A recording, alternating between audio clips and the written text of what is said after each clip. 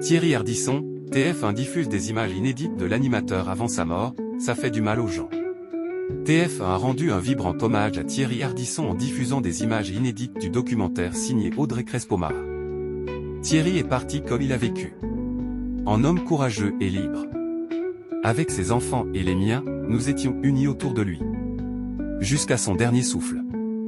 C'est par ces mots transmis à l'AFP qu'Audrey Crespo-Mara, sa femme, a annoncé ce lundi 14 juillet la mort de Thierry Ardisson. Dans le JT de TF1 où Anne-Claire Coudray et Isabelle Iturburu ont salué la mémoire de l'homme en noir et exprimé tout leur soutien à Audrey Crespo-Mara.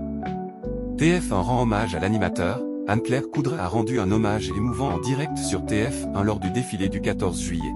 Autorisez-nous un mot plus personnel de la part de toute la rédaction de TF1. On a appris ce matin la mort de Thierry Ardisson, qui était évidemment un grand homme de télévision. Il était aussi le mari de notre conseillère Audrey Crespo-Mara. Audrey à qui l'on pense très fort aujourd'hui et que l'on embrasse. L'hommage s'est poursuivi tout au long de la journée sur la chaîne. Lors de son premier journal télévisé, Isabelle Iturburu a également salué la mémoire de Thierry Ardisson. Elle a déclaré en direct « Je suis très heureuse de rejoindre l'équipe du 13h et de vous accompagner tout l'été ». L'actualité de ce lundi, c'est d'abord la disparition d'un homme qui a marqué l'histoire de la télévision. Plus tard dans le journal, elle a ajouté « Au nom du groupe TF1, nous adressons toutes nos condoléances et nos pensées à sa famille, à ses proches et bien sûr à notre conseillère et amie, son épouse, Audrey Crespo-Mara ».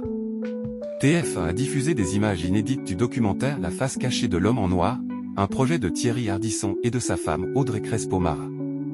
On y voit Thierry Ardisson se confier sur son passé, ses polémiques et ses interviews parfois controversées. Il déclare « C'était l'époque.